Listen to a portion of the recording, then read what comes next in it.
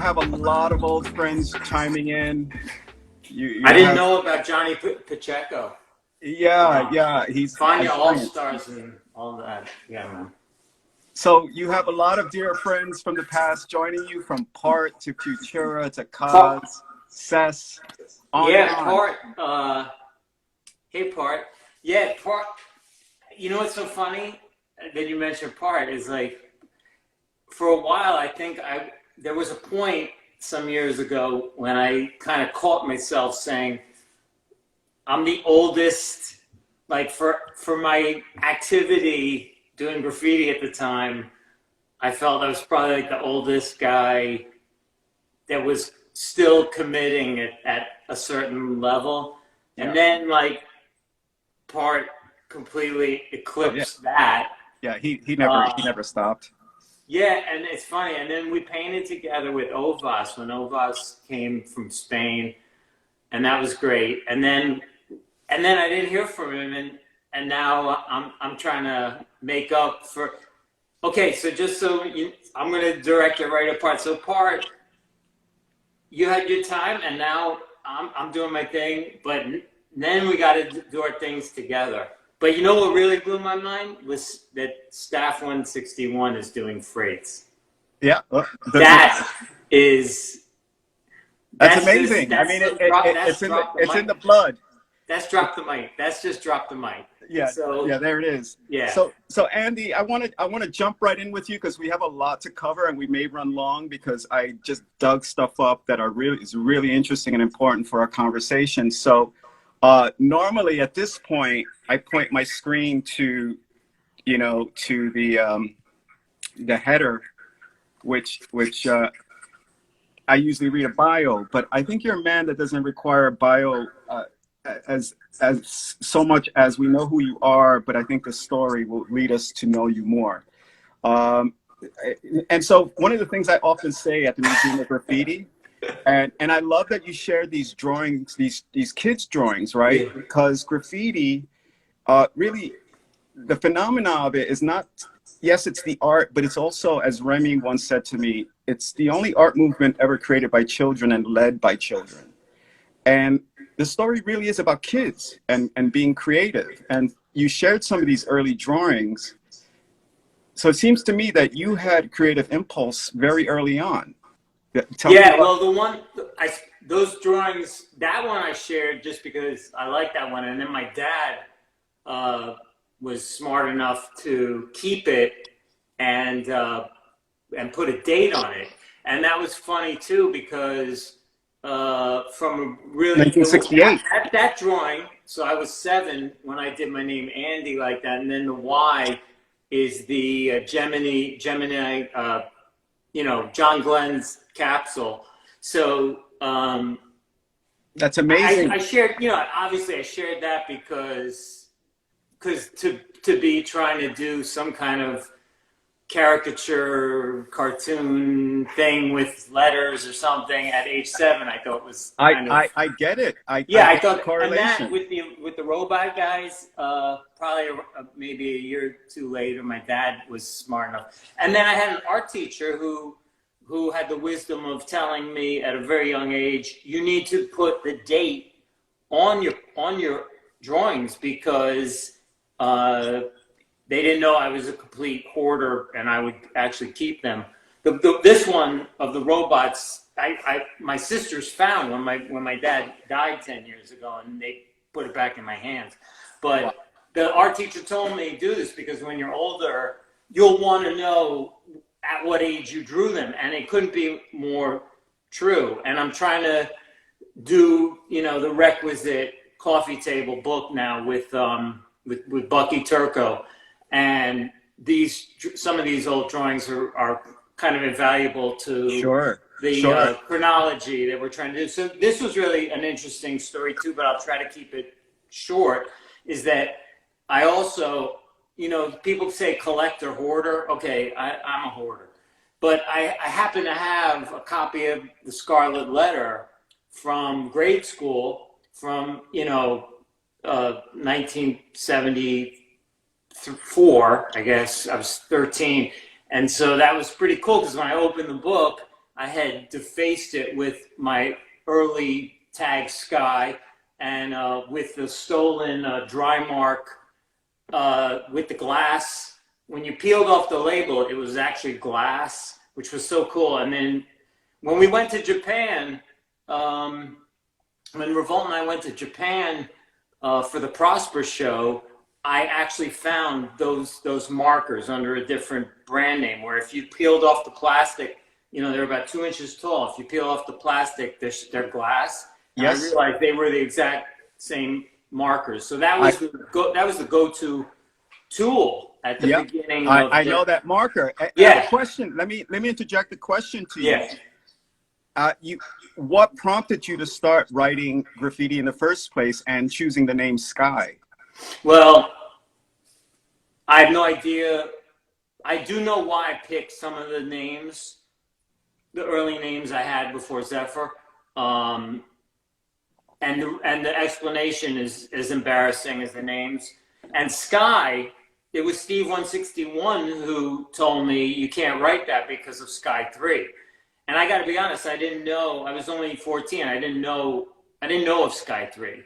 But I did know Steve 161 was a Golden Gloves boxer, so I immediately abandoned writing the name Sky. I don't know why Sky per se. It was probably just a word I saw and liked and thought it was cool. But like Trek came from Star Trek.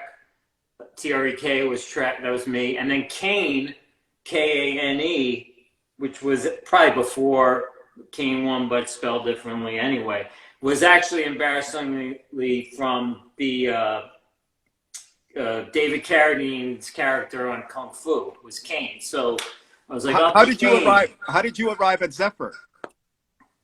From the for all the skaters out there know their old school skate history, the skateboard team that Tony Alva and Jay Adams and all those guys was the ZEPHYR team on the West Coast. So those guys were my heroes. We had our own like New York thing with the New York boys, but you know, we would get Skateboarder magazine and we would look at the photos of those guys. Craig Stesick was writing these famous articles about them. Glenn Friedman was taking the photos when he was 14 years old.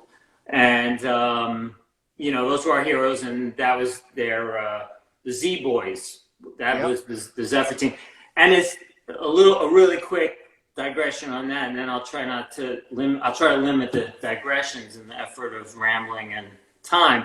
Yeah, don't worry, I'll cut you off. Well, I didn't know that ZEPHYR meant anything. So, you know, I've not to quote myself because I've said that before in interviews, but it never occurred to me. It was a logo on a skateboard and a surfboard. And then I started playing with the word, and a girl, you know, we used to hang out behind the band shell on 72nd Street in Central Park, and a girl told me, "Oh, are you the, you know, a hippie girl?" Because that's what we hung out with. Said, "Oh, are you like the wind?" And I said, "What the fuck?" "Yeah, ZEPHYR, that's the wind." And I was like, "Okay, call me when the shuttle lands." But I went home and I looked in the dictionary, and I was like, lo and behold, I was like, this girl knows what she's talking about. How embarrassing. I thought, to me, it was like a brand name, right? Like Coca-Cola instead of on a soda can. It was on. Wasn't there? I forget the name of the auto company, but there was a car. Yeah, and it's really funny. In my art studio, I have a great ad that's for the Mercury, ZEPHYR, and the Futura, like on the same page, and that's really bizarre. But Zeph, let me lead you to the image we're looking at of your early hand style tags. And what I found really interesting in your story is some of these guys that influenced your hand style were some of the people that influenced me as well. People like Aztec, Jester, LSD3, Stay High, and Dean and Team. Tell me about your hands, because you have quite an iconic signature. Well, as you can see, like, so that's a pretty crazy photo because, like, that's when the one train still had like wood ceilings and ceiling fans, and that's you know, that's on the wood. So yeah, those tags I did when they first came out with the Magnum marker. I think it looks like a MIDI, but I think it's actually a little thinner. So I think it's a Magnum. So I was always looking for spots that, you know, that were still hadn't been tagged yet. I think I was there before Sam and some of those other guys. But yeah, so ceilings were really good. And yeah, the guys who, whether I knew them or not personally, I mean, Aztec was an informer. So I met him at the band shell, found out later he was in cahoots, and so he wasn't really a friend to graffiti writers because he was apparently dropping dimes. But as far as, even though he wasn't the most prolific graffiti writer, I just thought there was something incredibly flawless about his, particularly his tags, but his pieces weren't too shabby. You know, you can see some of his crime pieces in Sweet Crime with one of his names. He had a lot of names. He had Sure. but you can see some of them in Stations of the Elevated, actually. But he wasn't the most prolific, but his tags really stood out. But the Go Club guys in general, who were best to be avoided, actually, in the 70s when we were hanging out up in Central Park, and they were more West Village. They kind of had that locked down in terms of gang turf and everything like that. They were best to be avoided because they were they had some extremely colorful characters who had, some had a real penchant for violence, and we were more like long hair. We were going to Grateful Dead concerts. Yeah, you were hippies. Yeah, we were like, yeah. You've noted it before that Jester was one of those style. Jester was hand style writer. Jester remains my favorite, probably my favorite. I mean, it'd be terrible to try to single out a graffiti writer, but Jester, also someone who I don't know. I don't know Jester. I met him on 59th Street in the 70s with Min, but we actually, like, you know, went looking for him, but he wasn't in graffiti then, and he had retired from graffiti, whatever, and but his DUI throw ups are like my favorite throw ups. His tag is like my favorite tag. But I didn't want to leave the subject of Aztec alone. You know, Aztec teams and Rebel, and Rebel 3 is a more obscure guy from that mix of characters, and like so many other guys, like just their tag style was to me just like phenomenal. I mean, but not, you know, there's so many. I mean, we used to bug out on so many guys, and I don't want to go down that rabbit hole. Well, there's a lot of them, but there's a lot of less known guys, like sure, like DePhy that wrote DePhy. I met him right before he died, and you know, he was Jester's boy, and like people like that. I mean, so what artists? I mean, if we're artists, okay, I guess that's what they call us, artists, are magpies and thieves. We just take, you know, we take little things and we try to make them our own, right? So yeah, can I get you to pause on that? Because I'm gonna go back and forth, right? So these tags that we see on the top are informing you.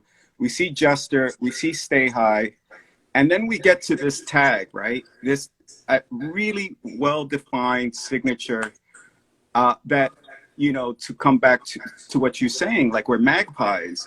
You can see, for me anyway, in this, a history of hand style writing. Well, there could never be, it sounds pompous, but there could never be a ZEPHYR without a Jester, or even an Aztec, because the Z, but, you know, and also I had to, even the length of the name was tough for me, and I really struggled with how to write it and I really couldn't write it for the first couple of years. I mean, it was very unwieldy, and like I did not get much in the way of support from my fellow RTW boys.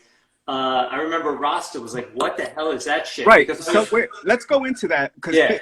you as a kid at a very young age, you team up with some veterans, Bill Rock, right? And Well, Bill Rock hadn't done a lot, but he had hung around Noga, right. so he was kind of on the periphery of. He was a kid who was into a lot of different things. He was a fascinating kid. I mean, when I met him, he was straight up this white boy that thought he was a Rastafarian. I mean, he thought he was ostensibly a Rastafarian.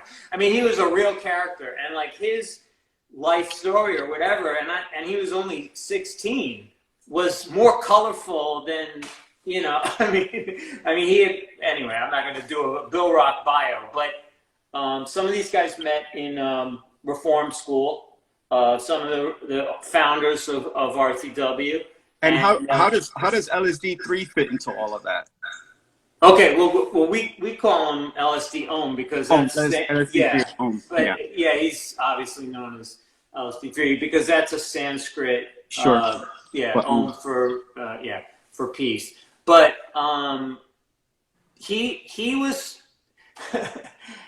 You're definitely gonna have to rope me back in because this stuff starts to go down all kinds of rabbit holes, right? Well, let's keep this succinct because LSD is such an important figure in the graffiti lore, and right. For him to have an immediate impact on you is quite. Okay.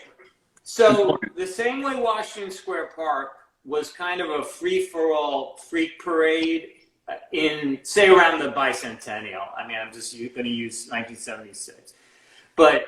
You know, we had our own uptown version of like a free-for-all freak parade where kids would congregate, and frankly, the police let it kind of evolve because I think they felt that at least they're contained in one spot. And that spot is, if you've ever been to the Summer Stage concerts behind on 72nd Street on the Rumsey Playground, that was the scene. So that playground basically got co-opted for just this hangout that kids would they'd either play hooky or after school or whatever. And it was a freak scene. The graffiti, again, let me just add, Andy, you know, we used to go up there to buy weed and LSD, right. And masculine and things like that. I mean, the history of it, I won't bore people with the history, but that scene started at the Bethesda fountain across on the other side of the bridge. Right. So the beautiful fountain with the angels and everything. That's where the scene, I was told, that's where it started. But then like there was this uptown influx when like the nickel bag thing really took off, like, hey, a nickel bag of weed for $5. Like that scene, then certain dudes kind of co-opted the Bethesda fountain for that, and then the hippies moved across the road to a new place. But the way that LSD, Chad Stickney, fits in with this history is that he was like the Pied Piper for a lot of guys, both his age and younger. And that, of course, we all know that like when you're 15 or 13, being 14 or 13 is a big difference, right? So the 14-year-olds are like, you know, have some superiority over the 13-year-old, whatever. Chad was a few years older than us, and the incredible thing was he had an actual hippie van. He had an actual, you know, like one of those Volkswagen vans, you know. So he would take us we would all, you know, climb in the back of Chad's hippie van and go to Grateful Dead concerts and other band, you know, Hot Tuna and other bands that were our go-to hippie bands that we were willing to travel a little bit, you know, not super far, but whatever. And so Chad was not, he wasn't super, Chad always kept a foot in graffiti. He wasn't out piecing on trains then, but he was street tagging. He had a partner named Corey that wrote Ombu, O-M-B-U, and and even Aztec. He was running around with Steve. What was Steve Faison or Fazio was Aztec. So they were running around doing a lot of street tagging, not a lot of street, and he was running around still with FTT a little bit, and in fact, famously ended up on a Fiorucci poster. You know, now that's an archival thing of the girl. Yeah. Yes, it Fiorucci is. tagging up, and you know, that's a pretty late. You know, that those tags. Those FTT and LSD tags were pretty late. So he was, you know, he wasn't running around killing stuff or going to the yards, but he was more like a spiritual leader than a guy who was really, you know, he wasn't telling us how to, you know, pin a marker or what kind of ink to use, but he was just who we looked up to. He was older. He was such a fun guy to hang around with, and you can imagine him as like almost like the camp counselor, like the Bill Murray in Meatballs, kind of like we were the kids, kind of, and he was the guy. And so, you know, we understandably looked up to him. I don't think we really were that aware of the full scope of his really profound you know, place in graffiti history, but we knew that he had like such an incredible tag, such a badass tag, An incredible tag, but also his tag. crew, the rebels really. Yeah, so we were, you know, the rebels were a really far-reaching group of guys. For me, the main guy that was my buddy that I did a lot of graffiti, not a lot, but I did. I kind of, he didn't want to do graffiti, and then I wouldn't let him say, you know, I kind of coaxed him, was Shadow. So Shadow was Spike Lee's little brother. He's not with us anymore, sadly. Really, really cool, interesting character, right, who I love very much. He was just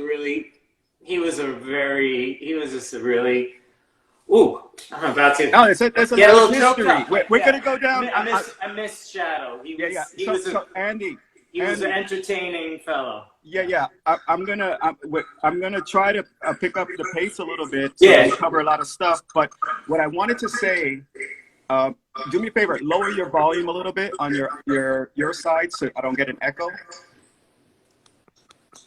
Or I'll do it at my end. This might be working. Okay. I'll just talk quieter. No, it's okay. So that's an Andy piece. What's interesting about LSD, right? And you talk about that psychedelic era, right? And one of the things, and we see this in one of your early drawings, you could see that kind of psychedelic style creeping into it, into the work.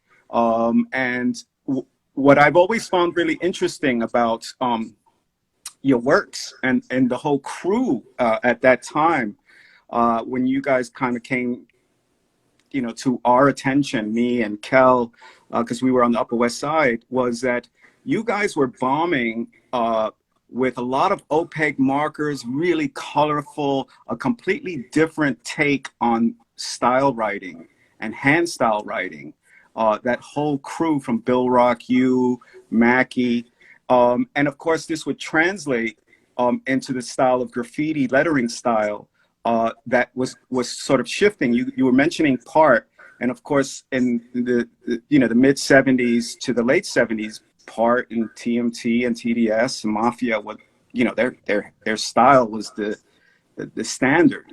And then you guys come out and you bring a whole different energy and lettering style to the game.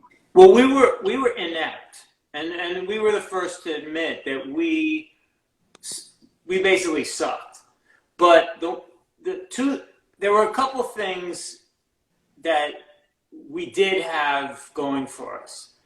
One is that we all came from very bohemian families that were Upper West Side Manhattan, really artsy families that, you know, some very unconventional families that we're able to foster that, maybe that kind of outside the box thinking. But the thing about RTW that doesn't get, that I'm glad to have the opportunity to say, is that we knew a lot about graffiti history. And if you ever talk to Min, I agree. I mean, then he will always talk about, just like me, like the people who came before us, and we were very, very aware. Unlike some of the, the graffiti writers around us from the time that just didn't know. And we would try to talk about, talk about it, and some cared and some didn't care.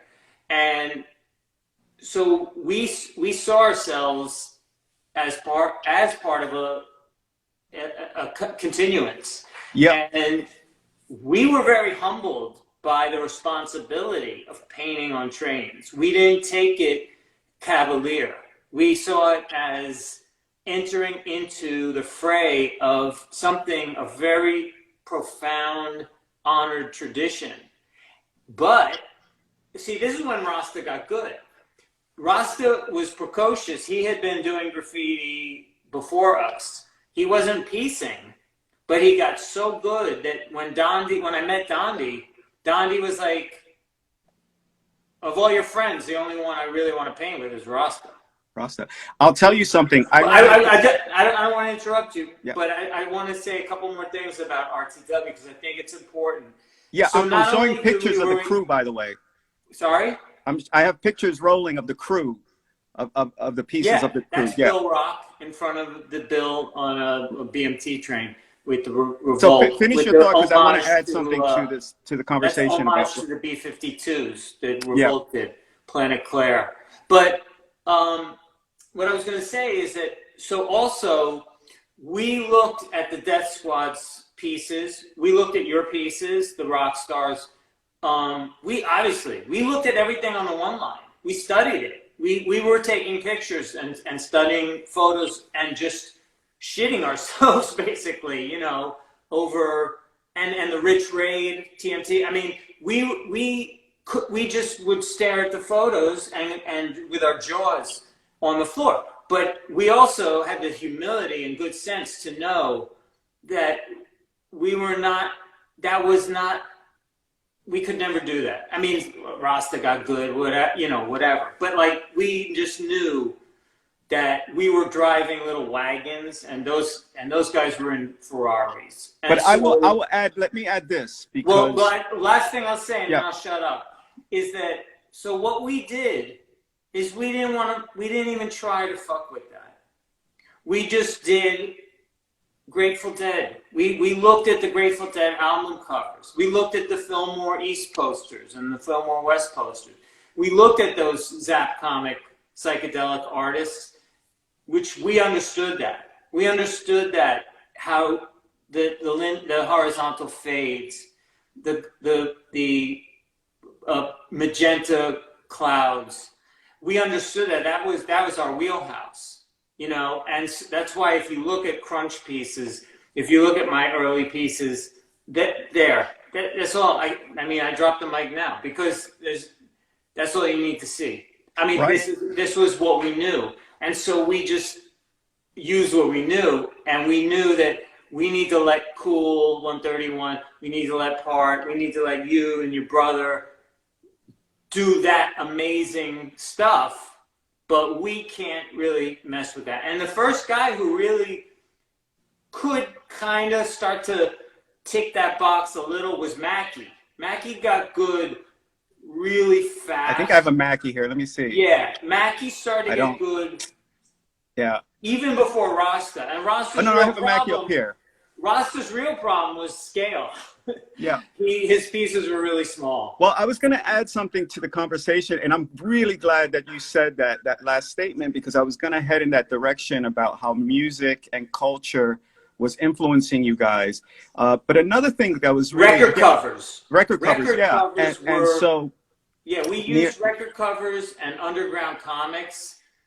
Album covers and underground comics were probably, our main inspirational sources. Yes. And I wanted to add what was really interesting, and it's the first time I'd ever seen this in a layup. I ran into Rasta in the one tunnel, and he was using masking tape on his piece, right, to get some crisp. I don't know if you say so, but but then eventually he, in some of the later pieces that you see, they figured out that there's one piece that's super clean that he did, and he was masking it out and blocking it out. Okay, I mean, the thing about Ray Palmieri, this is a very sad conversation because I've already mentioned 30 names and none of them are alive. Yeah. But Ray Palmieri, who's no longer with us, Rasta, he had this amazing ability to, frankly, before Futura crafted it for his canvases, to like hold the can so close and hit it and stroke the strokes so fast that he could do a lot of stuff. That's why I'm a little right. And Rasta also. But anyway, we can debate the Rasta tape or no tape. Yeah, no, that was that was something I certainly didn't see before. But the other thing that was really unique about him, he picked up where another writer left off too swift from TMT, who was a wild style, hand style writer. And that's unusual. And Rasta was a great wild style, hand style writer. And well, Rasta did that completely illegible tag that did inspire some taggers, some Manhattan taggers like that guy Sahara and a lot of writers.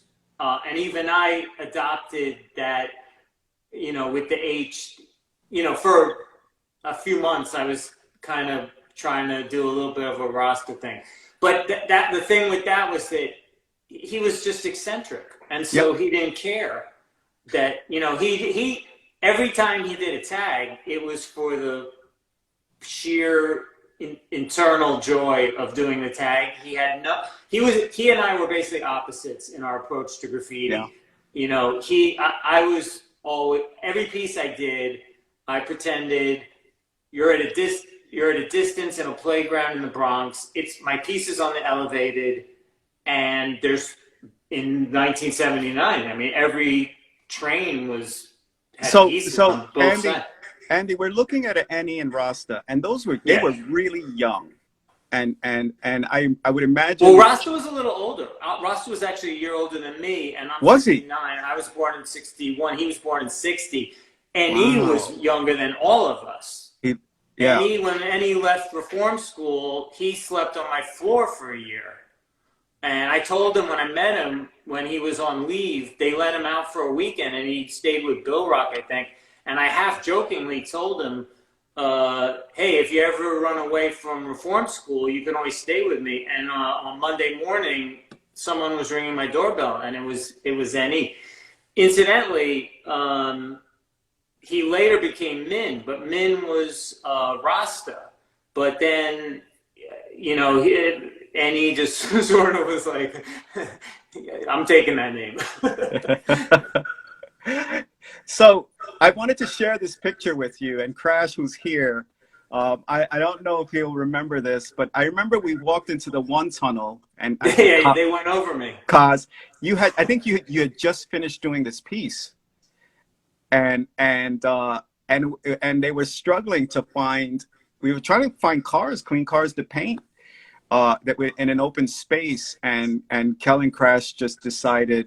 No, I hadn't just done it. The piece ran for a while. Did it? That's why, that was a funny thing because, I mean, it's almost endemic of what I was talking about, where the hierarchy of quality, we were very humble, but, what upset me, well, it upset me because it upset me, but then when I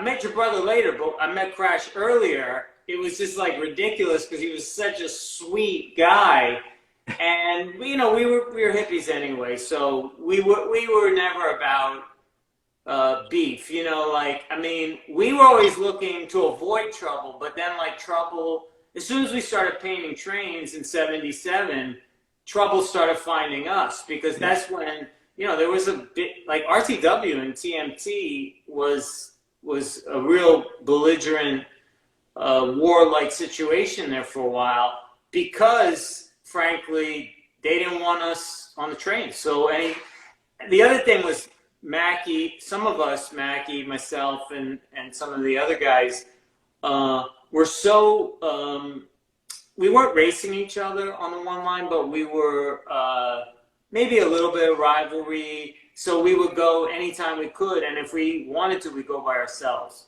Yeah. But the problem with going by yourself is that I found out the hard way that, you know, TMT will go like 10 guys.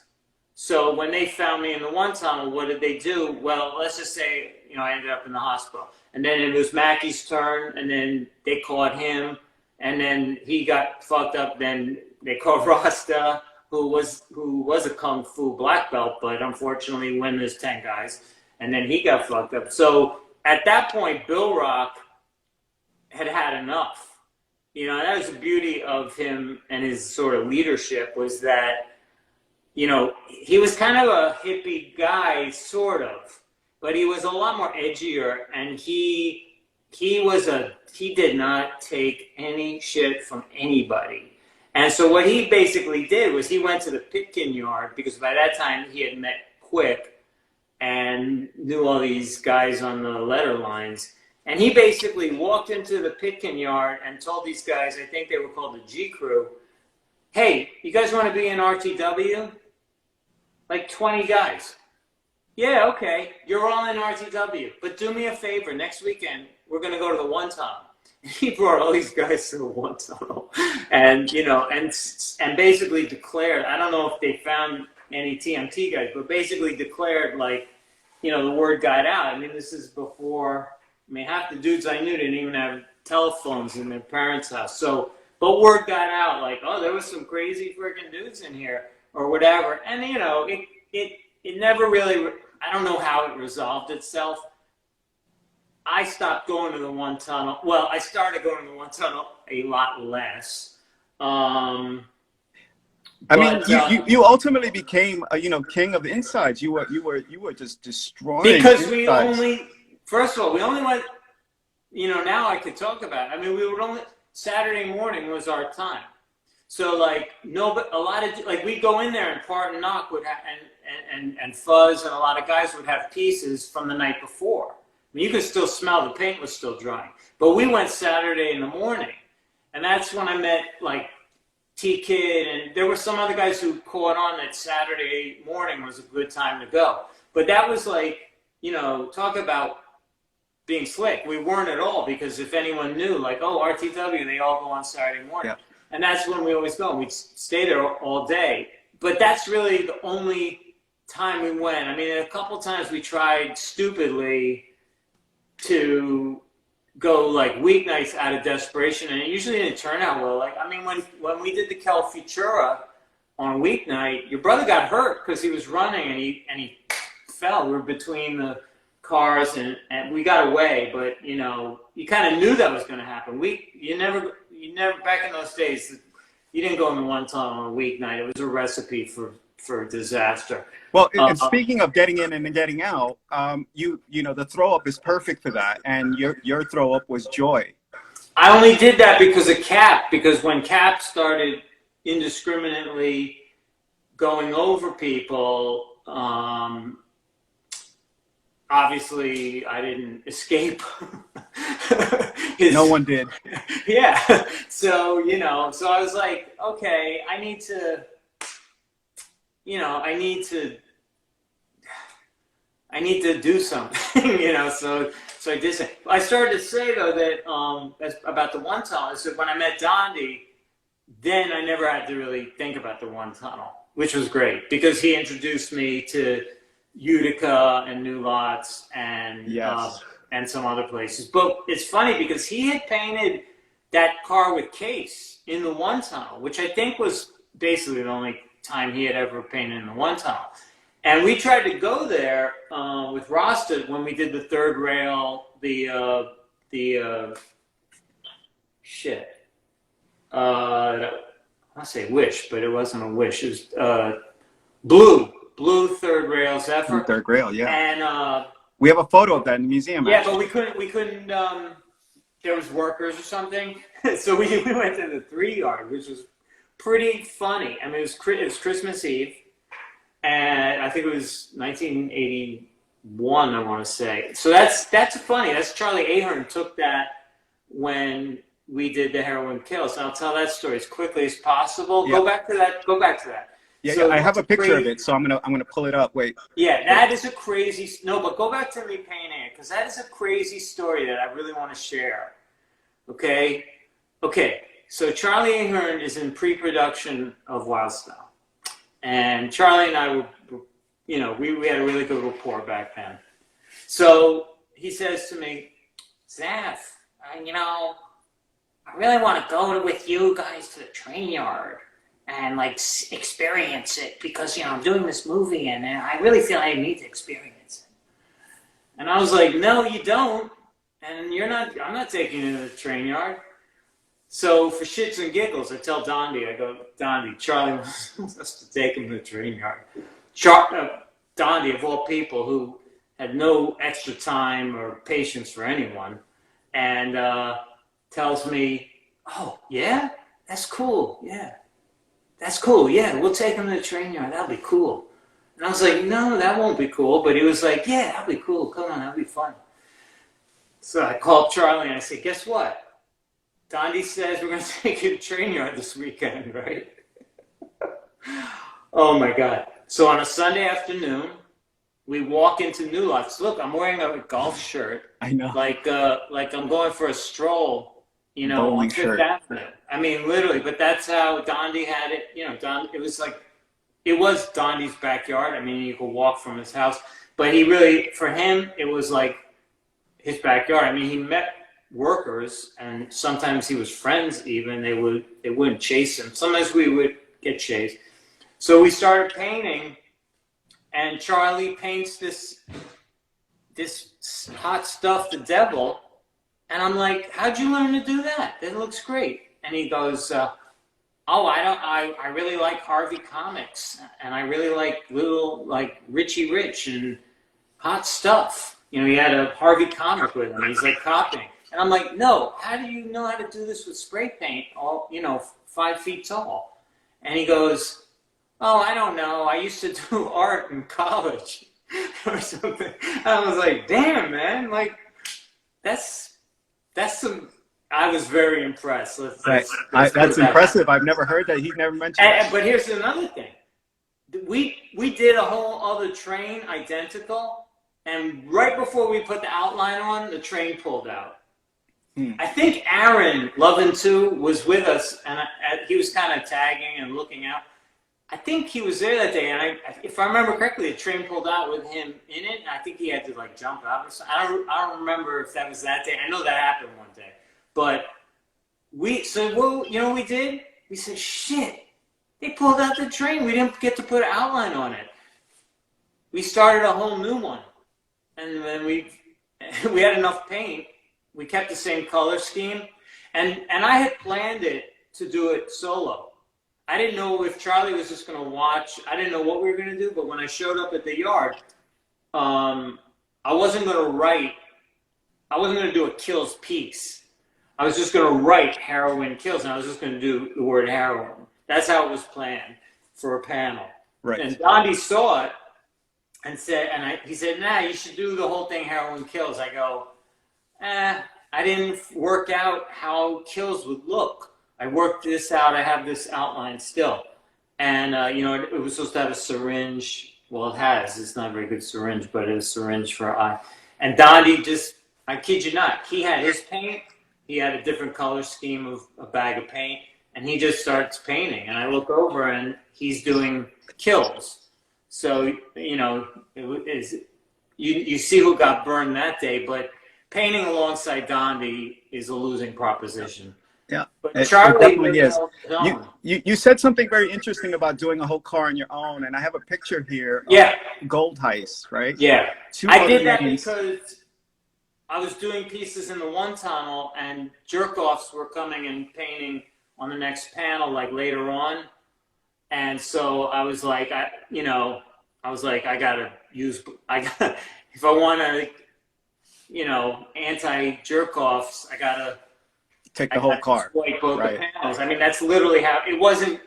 The fact that it said Gold Heist was just, I didn't intend to be clever because those pieces didn't have outlines. I didn't go to the tunnel with outlines. Sometimes they did. Passion had an outline, but This is a beautiful piece. I talk about this at the museum, and one thing that I do like about this piece a lot is that you're so forthcoming about your emotions, especially to the ladies. You know, and I was like, I get it. It's funny too because they asked me up at the museum when the show was at the Bronx Museum. They asked me about this train, and like I almost felt I should lie and give them like a bunch of bullshit because the true story is like so tacky. But like the true story is that like Passion was because the Rod Stewart song was on the radio. And I was literally on the one train, riding the one train, and someone had like a boom box, and they're like, and that terrible song was on. But I was like, Passion? Like, what would that look like? Because in 81, that's all my head, well, still somewhat, but like is always thinking graffiti, letters, and how it looks. I go, Passion, how would that look written? I go, that might look pretty cool. And then I'm doodling it, and then I go, yeah, okay. Now, in Henry, people think, oh, you must have liked Henry so much. Sure, I like Henry as much as the next guy.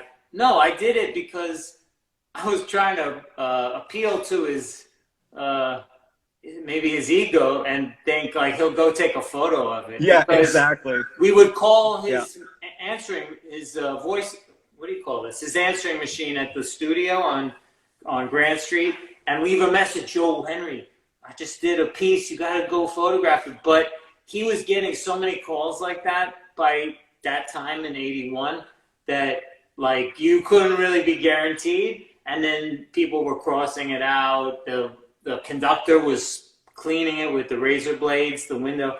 So I really was like hot on him getting it. I did this with Knock. Knock did the Style Wars piece literally to my back. So we're like back to back in the tight lanes. What layout? On the downtown side of the one tunnel. Oh, that's the one tunnel. In the one on the downtown side where there's two rows and we're in that tight den. Sure. And Rasta was there too. And Rasta did the work piece that was on the cover of, not in the cover, inside Subway Art. But so he's finished early. So he's smoking weed or whatever. He's hanging out. Then I'm doing the whole car window down by myself. Then eventually I'm done. Knock is like, I don't know how done. I mean, I really couldn't tell what was happening with.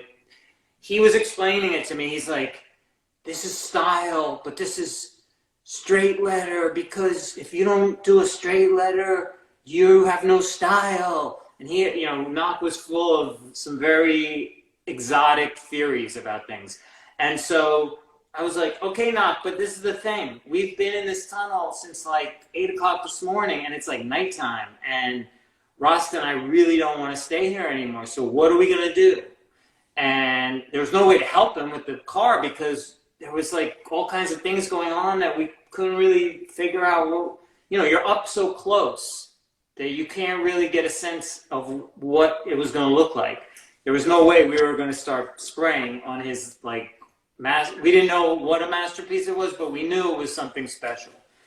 And so we just said, Knock, here, he was actually staying with me, but I said, Knock, you know where my house is. Here's all our paint that's left over. Good luck. The guy rolled in literally like the next morning. I mean, that's to say like this guy worked many hours on that is an understatement. But then again, Knock is Knock, and he was probably conversing with the spirits also for part of the night. But like, you know, and then he comes. So I really didn't know what he painted, but I did paint, you know, back to him. He was like my brother. I mean, Yeah. He stayed with me sometimes, and yeah, Andy, I want to thank you for sharing that, because that's such an important story. And of course, Knock is one of my all-time favorites. And that you were there, you witnessed that was pretty incredible. But he's the Prince of Graffiti. That is his title. But I want to share something with you. And he's the king of style. I agree. I want to share something with you too with that, because I get choked up, and he's still very much with us. But I get just talking about him. Yes. I so get very another amazing experience that you and I had with him, when we did the Mayor Zeph in Utica, when he was painting with Dondi, and they did the Bus Boy right next to us. Yeah, I gave them the paint for that too. That was phenomenal. Yeah, I gave them. That's why they put my name on the car. But yeah. I mean, I think that's one. You know, that's one of the greatest window downs. Yeah, easily. Certainly of that era, in my opinion. And you know what's really special about that, you know, and you know, a lot of people don't know this, because I think a little bit of it is on YouTube, like kind of a pirate version that got out there, is that I interviewed Dondi in his house in the 90s. And the reason, and I also interviewed LSD Ohm in his house back in the 90s. And the reason why was because, frankly, because my sister gave me a very early, stupid little video camera. And I didn't know what to do with it. You know, I was using it, I'm a bicycle racer, 35 plus years. So I had people try to film me at the velodrome, and then I could study, you know, my racing. But I couldn't get people to film me most, they wanted to race. So I said, what am I going to do with this camera? I said, you know what? I want to go interview some people who are important to me in the culture. So I only made 2. But I did a very long interview with Dondi, over an hour, and Chad LSD. And when I spoke to Dondi, he said, well, I'm always doing outlines for people. He talked about how he would help people with their pieces on the cars, like the Duro pieces or whatever, because he felt that the car should have a certain standard. He said, but one time I did someone else's outline that they gave me. That's it right there. Slave did it. And wow. he said, because Slave was Brooklyn, and Slave was like my people, and I think a lot like LSD for a lot of us in the band shell, Slave was like a mentor, like they looked up to for style, you know, and all of that. And so when Slave said, hey, I did a bus outline for you, so it's not traditional, and you could critique this, that, the other thing, whatever. But the collaboration of those two, of Dondi and Knock, and it's not the only car they did, but it's so important because this is an example. I mean, it's funny too, because Knock got the better of him, which you know, maybe next time not so much. But is what, you know, what you and I and people from our era in the culture that use subway panels, particularly like window downs and trying to do nice style, know so well, is that double panel, like trying to smoke the other guy. But the guy is your friend, right? So it's like it's like camaraderie, yet you're kind of like, you want to get the better. That never mattered to Knock. And let me tell you something, and Part could attest to this, because Dondi and Knock came to the one line, and Part and Kid 56 were doing a whole car on one side, and then I think there was a Dondiism word. And it's one of the strategies I've employed from Knock. You can learn so much from Knock. And what he did against Dondi was he did kind of his skinny style word piece, but the connections were reaching top to bottom. And it was just phenomenal. It wasn't a top to bottom wild style per se, but he had extensions moving up. And again, that is him asserting himself. And you could see that here in the boy, right? How wide, they both have 3-letter names, but how wide he's asserting himself next to Dondi, right? Well, that's the thing. Even if you're Knock, the thing is when you paint, when you're going into a tunnel to paint alongside Dondi, even if you're Knock, the prospect of sharing a train with a panel with Dondi is always a little daunting, I think. Yeah. And so I think on that night, Knock came prepared. Let's just put it like that. 100%. Another like thing that. I should note about that night, because we ran deep, it was me, you, Ramelzi, I think Aaron was with us.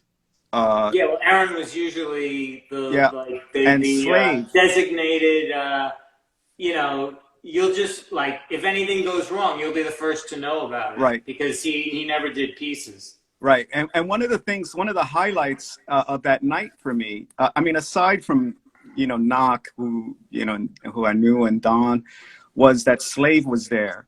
And what's interesting is after I finished my piece, I did 2 pieces with him. And it's interesting because I never got pictures of it. He did a blood piece with 2 interlocking O's. And then I think he did and I did a bet piece next to him. And I told him, I was like, man, you know, like, I can't believe I got to piece with you that night. And he couldn't recall. And I was like, no, please, you're like the giant, you're a Slave. And it was one of those epic nights because people like Knock and Slave were writers that me, Kel, Crash, all of us, Kid 56, we all looked up to these guys because they were the best. And it just always kind of, young kids, like you mentioned earlier, there's a hierarchy of age, right? And if you have a certain age, you know, and I might have gotten a pass in all of this because of the crew I was with, because I was really young. And I was the youngest member in CIA. And so imagine, you know, you're standing and painting next to giants. So this was a completely amazing and memorable night. Well, you know, I always thought that you probably, like Kel's younger brother thing was probably not the most, you know, like the most fun because it kind of hinders maybe your ability to, like, you know, stand out on your well own, it did, right? I mean, you could see the result of that in years later and what I would do. But you know what, I want to transition to something really important. Yeah, let's move away from no, that's another story. That's an interview really on itself. But yeah, and I love Kel and everything, but this is about you. And one of the things that's really important and interesting about you and your affiliations with the crew, the RTW crew, especially with Futura, was that at that one point, at the really, like at that, you know, Graph was at fever pitch in 1980, and all of a sudden, this happens. Sam Esses. Yeah, and by the way, that Futura heist yes. was done during the transit strike. Let's go back to that. I'm sorry. That was done during the transit strike. That's a fantastic heist piece, by the way. I really like that. And nice Futura, not to dispute. But this was important. You complete me. No, you know, this is important, right? Because this was so unusual to have advocacy for graffiti writers, because in the early days when we were younger, before my time, so to speak, there was the Nation of Graffiti Artists and UGA. And then there was a second iteration of NOGA, which I used to go up to in the Bronx. And I was always fascinated with this idea of transferring graffiti on canvas and whether or not that could be successful. And then in 1980, this happens where you get this opportunity with Sam Esses to really create one of the more important collections of that paintings of that era on canvas. Yeah, well, first of all, you got to tell me sometime later. I'm unaware of what you just mentioned. A second injury. What did you say? Noga? Noga, yeah. There was one on the west side, and then they went up to the Bronx, church up in the Bronx. Because I did not know Jack, but I did know Livy French, and I did not know. I don't know that history, but you know, I do want to encourage people because for obvious reasons, in the effort of the clock, that I have a website, and it's not to promote the website that I'm saying this because I have nothing. Yeah, no, that matters. Please tell them. Website. There's no actual reason per se to, you know, shameless promotion. But on my website, the thing about it is that I gather the kids these days tell me that nobody gives a crap about websites anymore. That, you know, if you want to communicate on the internet, you have to use Twitter or whatever. Yeah, it's all short form. See, not only am I old, I'm old school, and I'm also, as everyone, certainly after this talk, realized, like, I'm just a chatty motherfucker. And so we got more to cover. Way, we got very more to cover. Detailed, So a lot of minutia. Yes. And with that in mind, I've written a very extensive story, history, whatever, on my website, ZEPHYRgraffiti.com, about the Graffiti 1980 or the SS Studio, or whatever you want to call it.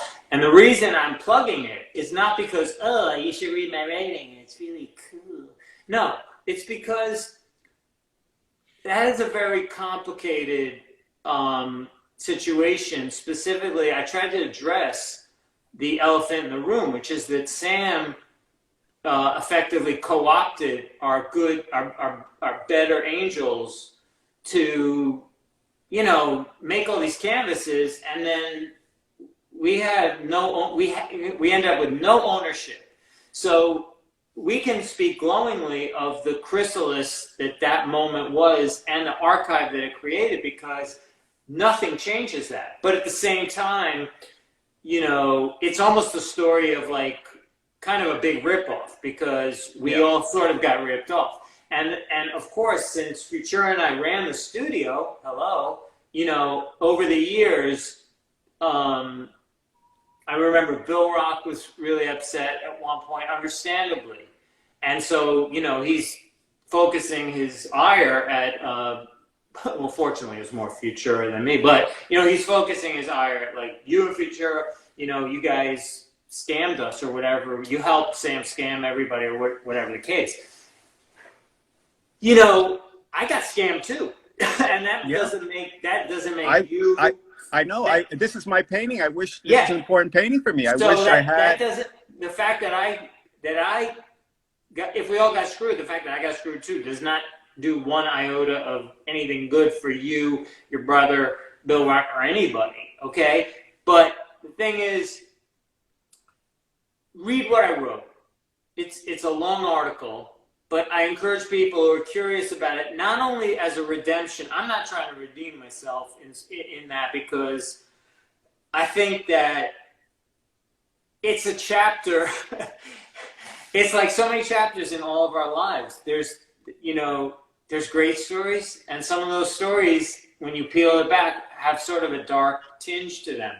And it's sort of like that. As far as what it did for the culture, I also addressed that. I mean, what it did for the culture by creating that moment where this is where I'm really going to lapse into grandiosity in terms of, you know, the romantic nature of it, is that many of us, well, needless to say, most of us had never painted on canvas, but we were able to see ourselves differently, I think. So, and I think that Sam inadvertently or otherwise gave that to us, and that is a really beautiful gift. And maybe that's sort of the trade-off. Like, we didn't get to keep our canvases. Sam kind of hijacked them and stuck them in wherever he stuck them. He kind of, like, went off with our canvases and was like, tough shit, you know, you knew what you were getting into. Yeah, I heard it was broken up. We weren't the same afterwards, and we were better for it, because I know when I went into that studio originally, and it was only 2 months, the person who entered that studio 2 months earlier was not the same person who exited the studio, because I was very used to being kind of a pariah, like society's scapegoat. Because if you recall, in early '80, if you picked up the Daily News or any major New York newspaper, they weren't just blaming graffiti for like the graffiti. They were blaming graffiti writers for basically the downfall of Western civilization as we know it. I mean, any freaking thing that was wrong with New York City at the time would come right back to it. And the graffiti writers, and the graffiti writers, and the graffiti writers. You know, and it was like being pilloried like that on a daily basis by not only like your friends. You know, people have to remember that in my day, you couldn't even tell you graffiti was not sexy. It was not like you could not get bragging rights for writing. No, it's like graffiti. a scarlet letter. You actually we had hippie girlfriends that would say to me and Rasta, how come you guys always have your hands have black paint on them and your clothes are covered with black paint? And we would tell them, we're learning silk screening at school. Sorry, we were a little messy. We couldn't even tell them we were graffiti writers because it had no cachet whatsoever. It had no sex appeal. It was like only later, much later in the 80s, like when the Fun Gallery and all that, and kids are running around with portfolios with photos of their trying to talk to art directors to get right, like Patty Astor. She was open to the idea, and I agree with you. Yeah. Let me agree with you, because coming out of Essie Studio, there was something of an idea about kind of formalizing and of course, not just formalizing ourselves as artists, so to speak, but in terms of the medium, right? Canvas. That the studio practice was something so foreign to us that it gave us a sense of what a studio environment was. But honest to God, that was the best studio. I mean, Butch, Case, I mean, the names that come up there. Somebody just talked about the day Butch and Case came and stole all the paint. Yeah. And to be fair, it was really not Butch, I don't think. It was kind of Case. So Case came and he was just like, I'm taking all the paint. Yeah. So Future and I, we had already had a couple fights in there. And so, and we were kind of exhausted from it. And we were just like, we really wish you wouldn't. And he just was like, I'm taking the paint. And so we were like, if you have to take the paint, take the paint. We really don't want you to, because these guys needed to do canvases, but we're not going to stop you. So suddenly it was funny because we had all these guys who were like, Case, don't take the paint. But then like they're helping him like bag up the paint. So Case takes all the paint and we just Future and I just look at each other like, what just happened? Like that was freaking so surreal, right? Yeah. And kind of hilarious. So you know, we call Sam and we're like, Sam, you know, we had a weird thing happen today. Case 2 came and took all the paint, and you didn't try to stop him? And we were like, oh yeah, we tried to stop him, but we couldn't stop him. He had a bunch of guys with him, and we didn't want to, you know, destroy the studio and violent, whatever. We didn't know if they were armed. Okay, well, don't worry about it. It's just paint, right? So Future and I are just like, we were more worried about our reputations, you know, like they're going to be like, you guys are the biggest pussies in the world, right?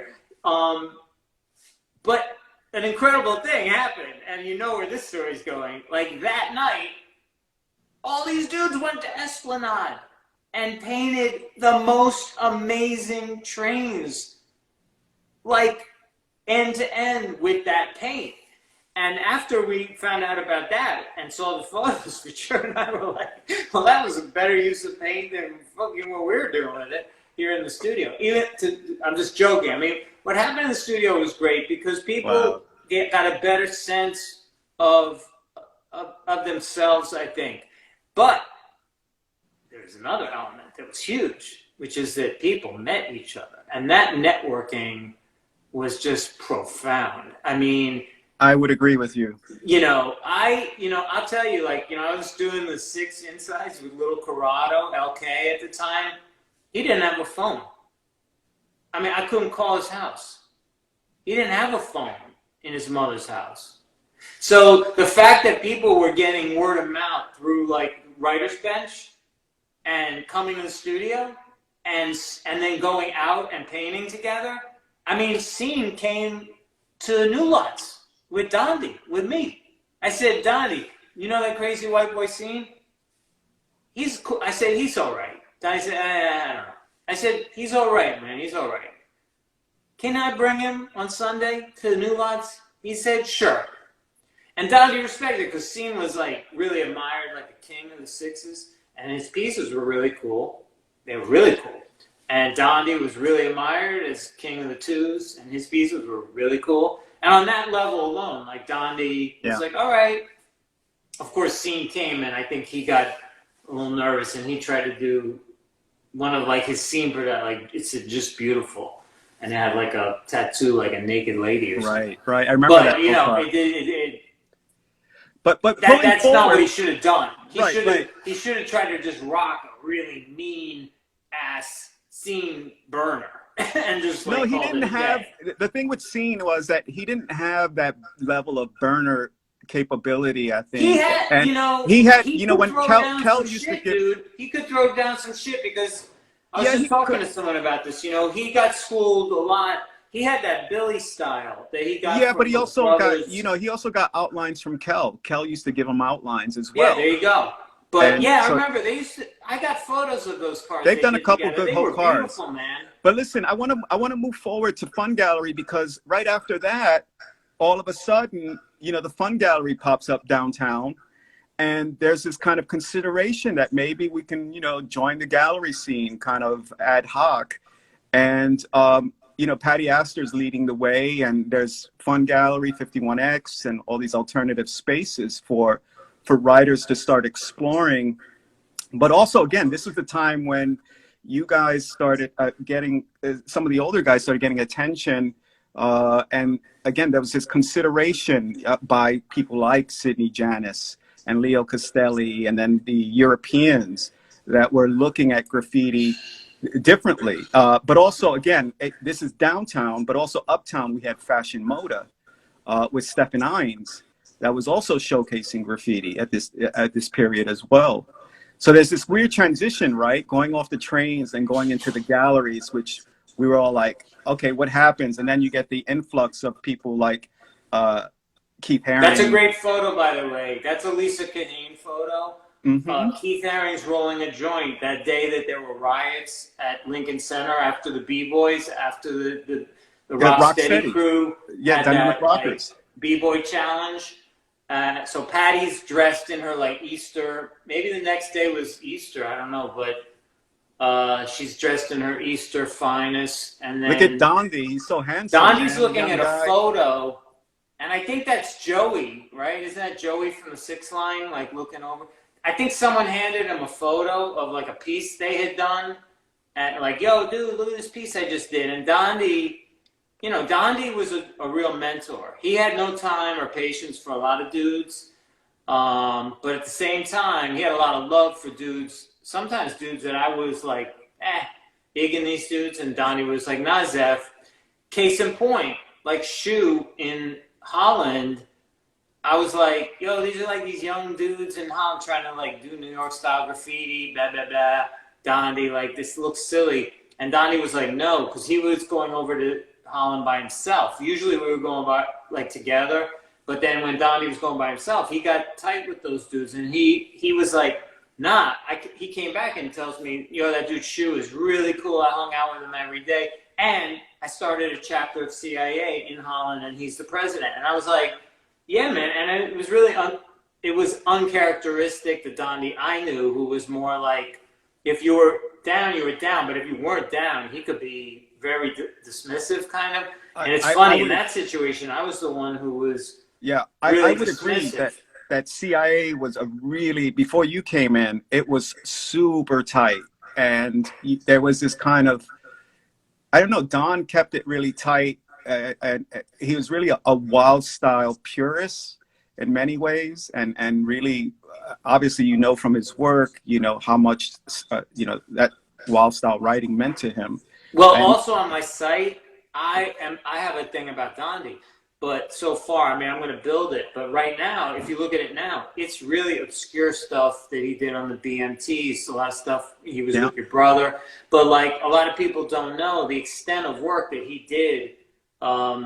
So that when he started going more regularly to the IRTs, that's why he seemed to be so good. If people, you know, when Todd Lang did the BMT book a few years ago, he said exactly that. This is like the red-haired stepchild of the transit lines in New York. People didn't really photograph it. Yeah. And a lot of writers that famously Rappel and guys like that who did and Dondi who did so much amazing, and so many other guys, but I'm just saying, like, they did so. Sure. I mean, I pieces. think when he, Dondi, Kell, and Duro started doing those, because you have 3 panels, they would do those amazing whole cars, the Welch Wink Worms. Well, there's a lot of that's on my site. So if you go to the Dondi thing, you see a lot of kind of the more primitive, less polished looking stuff. But I wanted to address the gallery thing. Obviously, in the effort of time, we're over time already. I can't get into the history, and it's been written, but everyone had their own reasons. The entrepreneurs, you mentioned Stephen Nines, Joe Lewis in the Bronx, Patty and Bill Stelling created the fund. The photo that you showed with the people standing outside was the second iteration of the fund. The first one was like, you could not even swing a dead cat without hitting someone. I mean, it was hitting a wall. I mean, it was it was almost a closet. So by the time we got to this space there, which had been, I think it had been a laundromat. It was a bigger space, and that's when she really started to get traction in terms of being celebrated for. But you can't believe the hype. And that's exactly the story of the fund. I say that with no disrespect. The fund attracted so much attention, but the success in terms of what she was trying to do, which is sell paintings, to sustain herself. So let me ask you something. Given that history, yeah, and given that history, right, where we start showing in galleries, there's interest both by high-end and low-end galleries for this work. And obviously some of our peers went on to great success in galleries. Why didn't you pursue that? Why did you just say, well, the art world's not for me, let me just do something else? My story? Yeah. Well, my story would take a whole nother 2 videos. Just give me the short version as to how you felt about the whole. I've talked about this, but they called me the purist. So, and that was good for me because at least I understood when I got over to Holland. For people who don't know the story, so Patty was doing the Fun Gallery. We met Patty on the line of the Peppermint Lounge. Me, Dondi, and Futura, and I think Ali was there. And we were trying to get into the club to see, you know, the B-52s or whoever. And a woman, this movie star looking woman, took pity on us because the doorman wouldn't let us in and pretended, oh, they're with me. But we weren't with her. And she let us in the club. And I remember meeting her at the Bowmore Bowling Alley, I thought, but I'm going to go with Patty's version because I really like it, that we met online at the Peppermint Lounge because she lied that we were a friend that got us in. And the rest is history because of that, you know, and then she started to learn about us and find out our story that we were running around the train yards. She just found that incredibly compelling. Meanwhile, she was divorced, but on great rapport with Stephen Kramer, her then ex-husband. Really? Who made very interesting Francis Bacon type. I think I believe I'm putting the right name. Apologies if I'm not. And he was the first person she showed, but she showed it only because Bill Stelling had rented this little, almost like a closet, little storefront, and really didn't know what to do with it. I don't remember the backstory of why he even had this little place. And so almost like on a lark, you know, it was like an excuse to drink some wine. She did a show of Stephen Kramer. Like I said, they were divorced by then, but they had a beautiful rapport apparently. And she tried to sell Stephen Kramer stuff. At that point, she started to meet some of these eccentric people like ourselves, and more so Fab Five Freddy, and more so Kenny Scharf. And Kenny was the second show after Steve, still in this tiny place. And her concept was that she didn't have a name for the gallery, and nobody really thought of it as a gallery, but she said each artist each month that comes and puts their stuff on the wall can name it whatever they want. So Kenny called it the Fun Gallery. Kenny came up with that, and he was the second to show, and then it just stuck. You know, Fab Five was the third show, and he wanted to call it, I forget what he wanted to call it, but it got vetoed, and they kept and it stayed the Fun Gallery. But the Fun Gallery was not successful. You know, in terms of, if you were their accountant, you would be having an aneurysm, and that's why it didn't last very long. But in terms of wow power, in terms of, you know, people flocking and celebrities and all the craziness of the attention it got, yes, it did that. But what it did do, it did two things. Unfortunately, it's a lot like baseball. It's like minor league, major league. You know, you go up to the majors. So what would happen is that we were the farm team over on Avenue A. But Shafrazi, and you mentioned Castelli, I don't know that he ever showed Graffiti, but the big guys, and Shafrazi was new, but he was very big, very fast, would just pluck the artists from the Fun as they looked to be good enough. And so Keith, boom, you know, Jean, next thing you know, is Basquiat is at Nina Nose's basement, and then eventually at Mary Boone. So, and Mary was Castelli's protege, so I guess Castelli. But anyway, I'm rambling here a bit, but that's right. Then when Yaki Kornblit, the woman Neva Kislak, who's trying to seduce Lee in the movie Wild Style, had a friend who had been Rauschenberg's dealer in Holland named Yaki Kornblit. And he had not seen any art for a few years that he found interesting. And he also had a storefront gallery, a pretty modest gallery in Amsterdam. But he had rolled with some pretty big players like Rauschenberg. And she called him and said, there's something happening here, and it's really interesting. You should come check it out. And it's like, they like graffiti, and they're painting on canvas, blah, blah, blah. So Yaki comes and basically told Patty, I can do what you're doing, but I want to bring him to Holland and do it. And he just did what Patty was doing. The only difference was that Patty had a lot of trouble selling. Okay? People really loved what we were doing. Like, my opening in '84 was basically like a lot of graffiti kids and skateboarders. And one day I just walked in there and it was like, you know, wall to wall, like little skateboarder dudes. And I was like, and I was not much older, I was 23. And I said, I have an announcement to make. If this gallery is going to survive, we need you guys to go home and tell your parents about this show and tell them to come here and buy a freaking painting. Because they weren't going to buy a painting, but they would hang out at the Fun Gallery all day, as would celebrities. You know, Warhol was there all the time.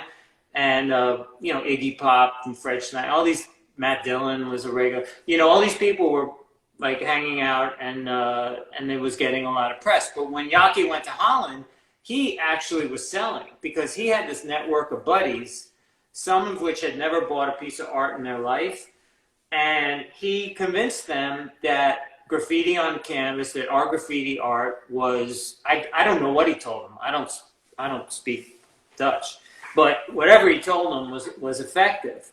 But the thing that really was an epiphany for me was one night I was with Yaki, and I was trying to kind of not pick his brain. I was trying to get to just that. Why was the Fun Gallery floundering?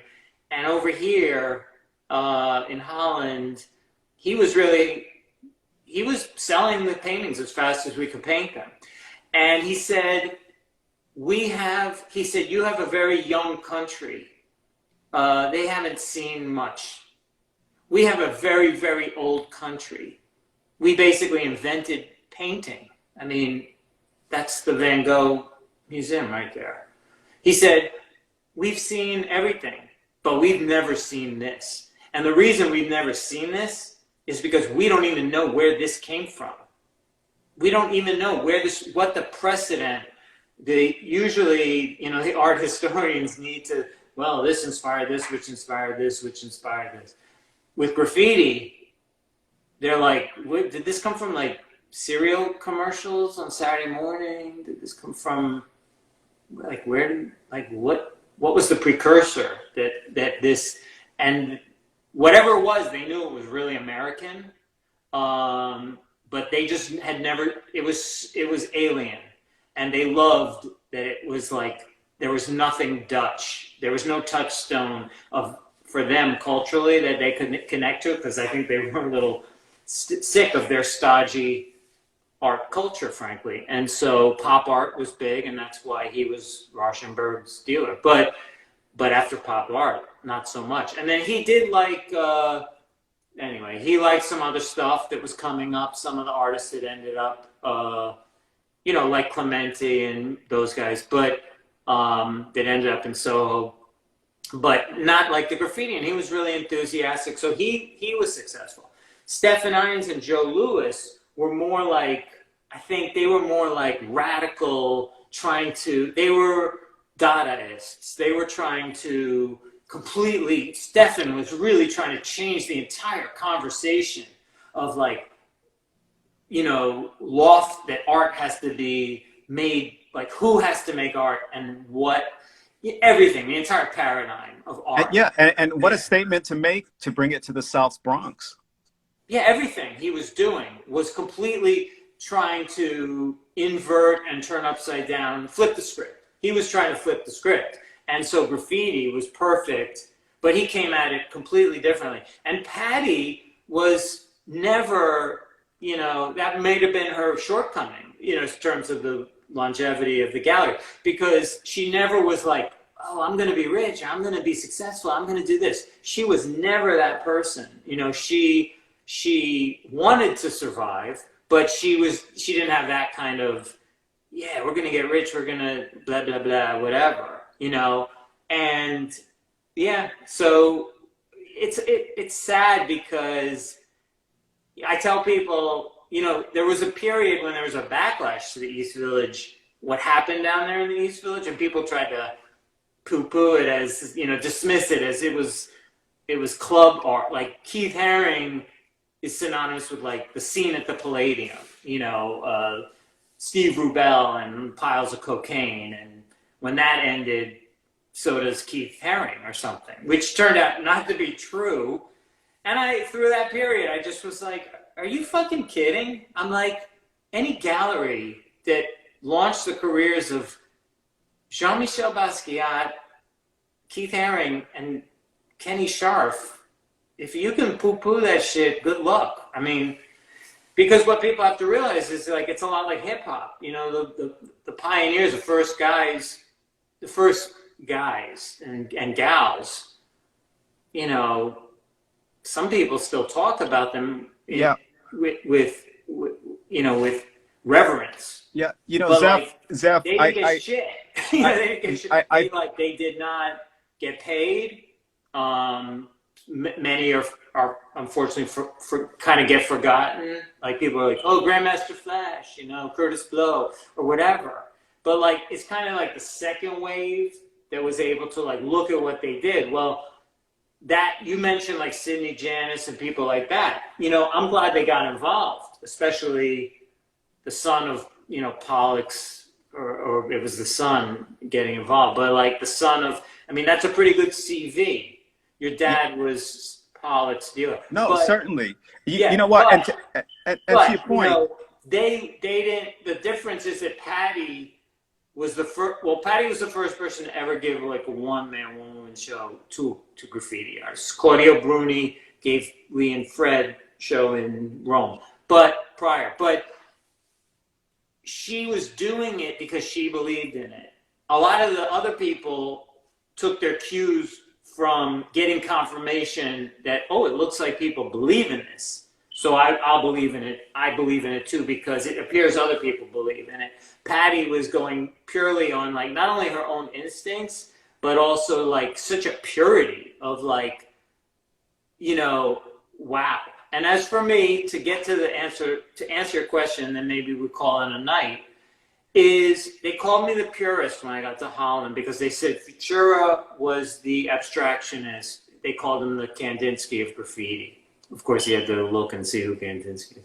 But, and Dondi had this whole philosophy about education. And he was trying to educate these people who, in Holland particularly, but also the Fun Gallery to some extent, who really did not know what they were looking at. And so that is why he had a very particular formula. And like Knock, was no shortage of explaining his, like, he had some very deep philosophies that he would never hesitate to share with me.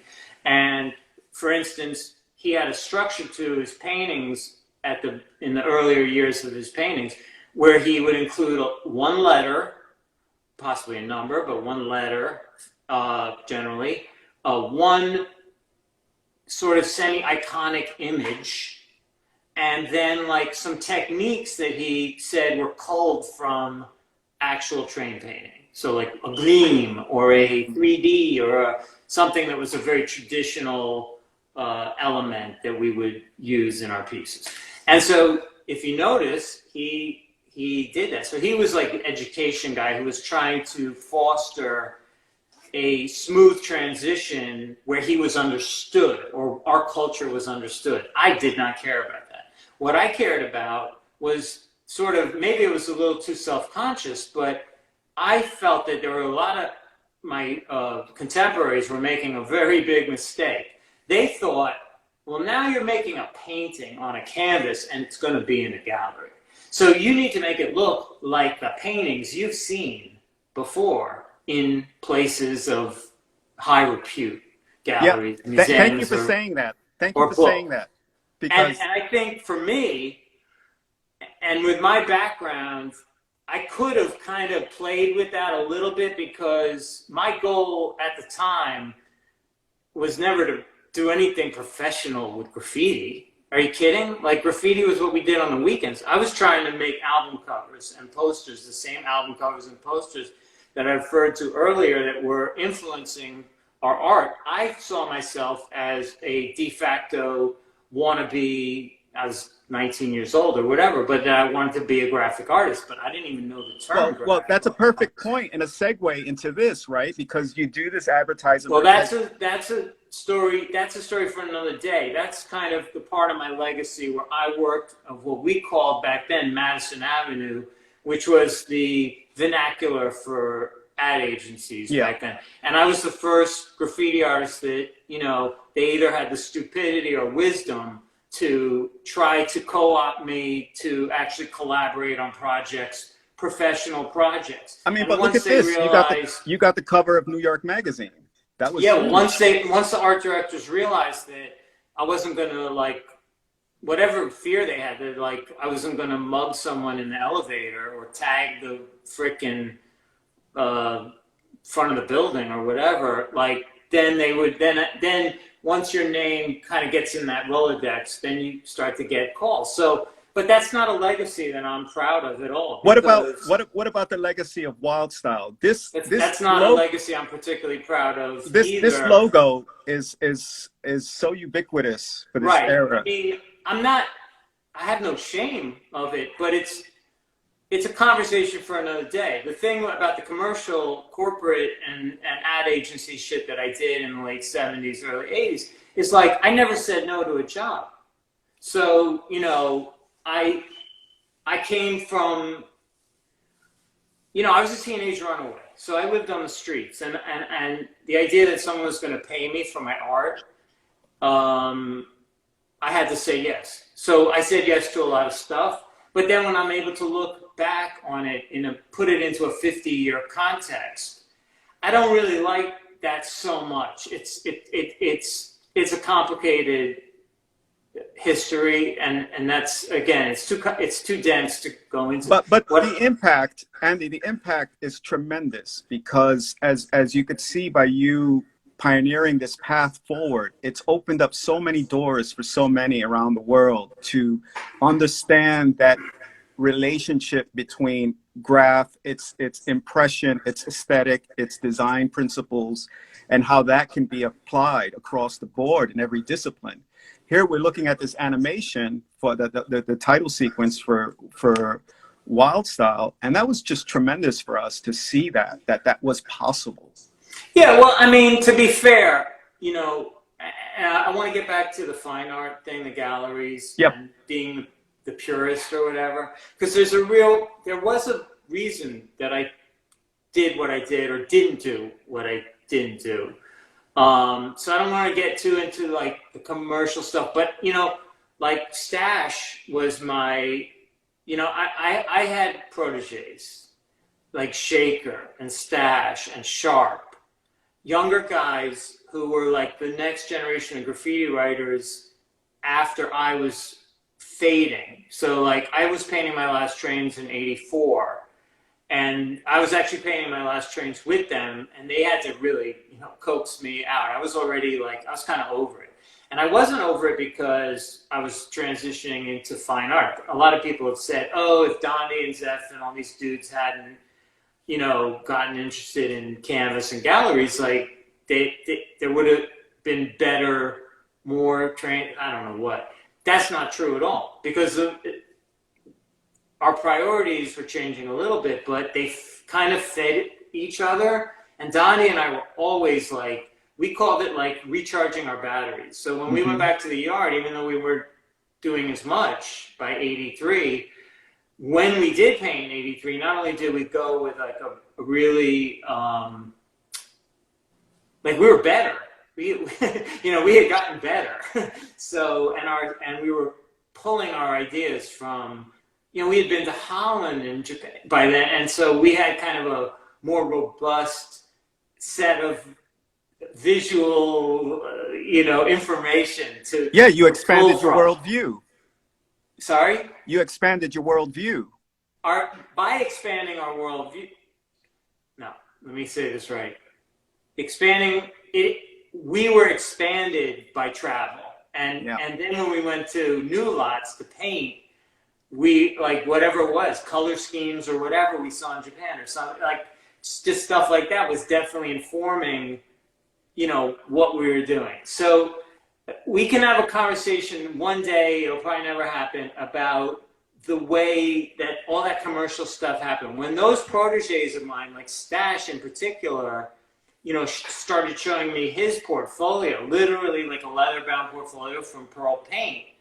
You know, Dondi had one, I had one. Hadn't seen a lot of graffiti guys with those. When Stash showed me his, I kind of knew, okay, I get this. Like, this kid, he's the future. You know, him and his buddies are the future, because they're already way more organized than we were at that age. You know what I mean? Like, we were on this learning curve, and these guys are already, now whether or not they took their cues from me or what Stash literally was like, let me make a portfolio and go and try to get jobs like Zeph.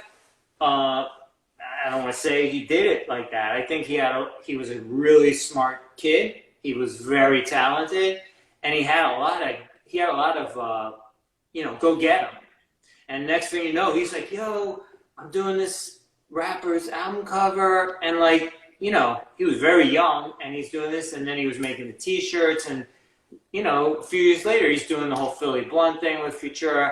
I mean, that was the next whatever. Now, if I somehow made it okay to think in those terms, you know, that I like that part. But for me, I should have said no to some. Frankly, if I had had the luxury of money to say no to some of those jobs, I would have, because it just was like, it was a weird, it's just like, I was a rebel train painter, you know, when you start doing work for ad agencies, it's like you're neutering your pet or something. It's like declawing the cat, you know? So in a way it was like, a little weird. But since people didn't know that I really was aspiring to be a graphic artist at a time when I was so young and so naive, I didn't even know the term graphic artist. But looking back, that is what I was aspiring to be. That in a way, it made sense. But graffiti was not something that I ever expected anyone to hang a hook on in terms of like, we like you because you're a graffiti writer. We like you for your graffiti. We like that you're sneaking around. You're this rebel. You're this outlaw dude. That's what we like. We don't give a fuck that you want to make a poster for some punk rockabilly band, which I did. People know, my CV know like the Worms and all these guys.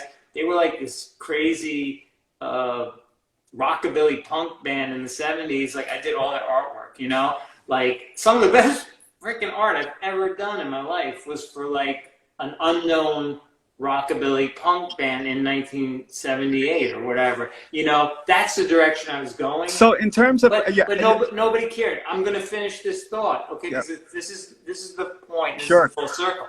So when Patty was like, ZEPHYR, I love your work, and you have to show, and I want you to make a painting, and all this. I wasn't trying to make the Mona Lisa. Lee wanted to make the Mona Lisa. Lee is Lee. He could make the Mona Lisa. Everything he paints is a fucking Mona Lisa. But I was like, she only is doing this because I'm the guy running around the train yards. So I'm going to try to give him kind of a smaller version of what I'm doing running around the train yard. And that's why they called me the purist, because I was trying to just put my graffiti, and it really didn't work. That was the thing. It was like, if I ever did it big, which sometimes I did, it just looked stupid. It like, when you stood up on it in a gallery, it looked stupid. And if I did it small, I couldn't really convey. I wasn't Dondi. I wasn't able to educate and translate like that. So eventually, I got to tell you, in '86, when I'm still showing with Yaki, I told Yaki, no more paintings from me. I'm only going to do drawings. And he goes, I cannot sell these for very much money. He's like, these drawings are a fraction of the cost of a painting. And meanwhile, he's got Quick and Blade and all these guys doing. He was sympathetic to Ram LZ. He let Ram LZ do the drawings too. But then again, my drawings were nothing as extraordinary as Ram LZ's giant boards and all this stuff. But to be fair, I wasn't the only guy who wanted to work on paper or work smaller. And I told him, Yaki, I'm sorry, it's not negotiable. But the thing with Yaki was, if you don't want to do it, there's someone else. He wasn't particularly sentimental. It was like, I remember him asking me, what do you think of some 3 guys in New York, right? That maybe they were Sidney Janis or whatever, Toxic or I don't know who. So maybe it was A1, right? So he goes, what do you think of them, right? And I said, he's a nice guy, and I like him. I painted a tree with him once or something. And then I go back to my hotel and I go, oh shit, this guy's trying to tell me, hey Zeph, if you don't get with the program, there's 3 guys right behind you. I'm looking at, they'll take your place like this, because the dudes in Holland, what do they care? And they're not studying the resume. And that was another thing. And then I really will shut up, say goodnight to everybody. That was a funny thing. And you could debate this till the cows come home, and there's really no answer to the debate. Sometimes when we were in Holland, and even at the Fun Gallery, especially when Patty would have a group show and a free-for-all at anybody and everybody, and then Dondi got into a big fight with Patty and quit the gallery, and basically she replaced him with Eero, and I went on a trip. I went on a trip to Ohio with Futura, and it was supposed to be me, Futura, and Dondi, because we went on all the trips together, the 3 of us, and it's me, Futura, and Eero, and that was kind of funny, because it was like, no disrespect, Eero, especially, rest in peace, but I love that guy. He was a great guy. But it was like funny. He was basically the guy down the block. I mean, literally, he was the guy down the block. He lived down the block. And he was just like a neighborhood tagger, you know? And then it's like, wait, you're replacing Donnie with Hero? You know, but it was like, she just wanted someone that was really reliable, that would like show up on time, knew how to operate, spray, you know, at that point, she was kind of over it.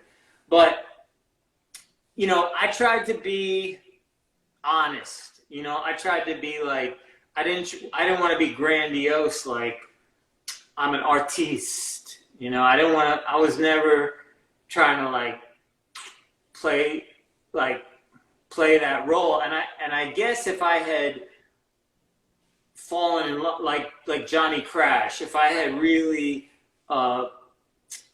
found, or Days, you know, if I had really, and obviously Futura, although he has I think a more sporadic approach to canvas making, but I mean that with no disrespect. There's no right way, wrong way to do it. But you know, Days and Crash, for instance, like they found a relationship with painting on canvas that most of us didn't, frankly, in terms of full lifetime commitment.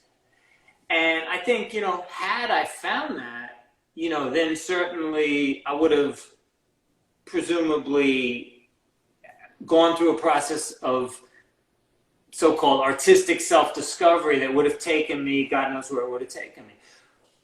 It didn't happen. And one of the reasons it didn't happen was because I really did not like I didn't like having to sell, like to be out there as a de facto salesperson for my own art. That part was very, it just made me miserable. You know, Yaki would be like, we're going here and you have to be nice to people. And I was just like, why? You know? And well, it's the nature of the game, isn't it? Yeah. Like help me be nice to these people, help me sell. And, you know, and I wanted to go to the hash, whatever they had, the pot cafe or whatever they had in Amsterdam. The red light district. Yeah, no, that maybe that's where you were going. No, I wanted to go to the, what do they call them? The cafe, where the pot was legal. You could go. I was 20. You know, I was 24 years old. Of course, I want to go to the coffee shops. And just to note, because I'm going to take you back to the late 70s. You better do it quick, because I'm. Yeah. We would go visit Bill. I'm 59. It's past my bedtime. Yeah, we would go meet these guys because at that time you could get the real Hawaiian weed. You could actually get the Maui weed. And, in Holland? No, in New York. Oh, in New York. Yeah. Well, I know. You know, it's funny. Then I came back, and Yaki. I would go back and forth, and Yaki, or if I was ever in Europe, I'd go visit Yaki. He tells me, "Oh, ZEPHYR, you know, your Ramel-Z is living here." And I was like, and I was like, Ramel-Z lives here? And he's like, yes, Ramel. And you know who else went there and never left was Toxic. I think stayed in Europe. Yeah, I was gonna say in Belgium. Core fell in love and with the country and never left. But and A1 was over there and lived there. But and Yaki just looks at me and goes, "It's the weed." Listen, Andy, I want to really thank you sincerely. I want to thank you. Wait, let me just say my piece. Because you have enlightened us. You've shared so many important anecdotes and stories about the culture. None of them were important, but they were all true. No. I'd like to underscore that they are important, and that for all of us, you know, who want champion and advocate for the culture, and both remain purists, but also look to advance it in many ways, both not just through the art, but through the words and the theory. That we encase in our heads about it. You've done such a brilliant job in kind of explaining some of this to us, especially how it affected you and your story personally, and the trajectory of your work, and your relationships too. So that's, you know, there is you know, I had a thought earlier, you know, about these talks, and you know, sometimes they take an emotional toll, because it's just, you know, you go back in time, right? And I have these histories, and we travel through time together, and it's and you said this earlier, you know, it's about just Sam Essy's and that period and stuff, and we were talking about friends that are no longer with us. And it's again, you know, it's so important in this time where we have COVID and we're facing such uncertainty, that we have this space, right, where we can engage and kind of flush out some of these stories for the public, for posterity, you know, and that we, in our thinking back of being a kid there in Sam Essy's with you guys, you weren't able to foresee what the future is, but here I am in Miami with Alan and Allison and the rest of the crew, who have created a home to tell the stories as through our words, through us, through people like you and others. And you know, with that spirit, and that spirit you said as a young kid, you yourself, you mentioned Min as well, and I was like that too. I was very much invested in our history. That this moment, this time that you shared with me and everybody, I can't tell you, I really, really sincerely appreciate it. Well, thank you. I'm an open book, man. I give no F's. I mean, you know, sometimes I ruffle some feathers with my my bluntness, actually.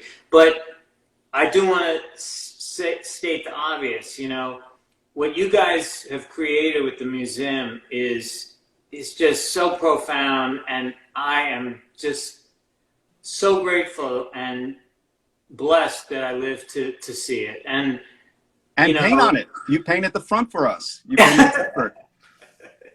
You know, this is the thing, and I took, like, so, you know, there's haters, man. There's haters everywhere, but the graph community, I mean, we've kept things, this talk, we've managed to keep things on the positive, but so I definitely don't want to end on the negative, but this culture has, unfortunately, a slightly, you know, slanted hater quantity. You know, it's not endemic, it's not exclusive to graffiti, but like, the haters just seem to, like, they just hate, man. Like, so, it's so, like, viciously.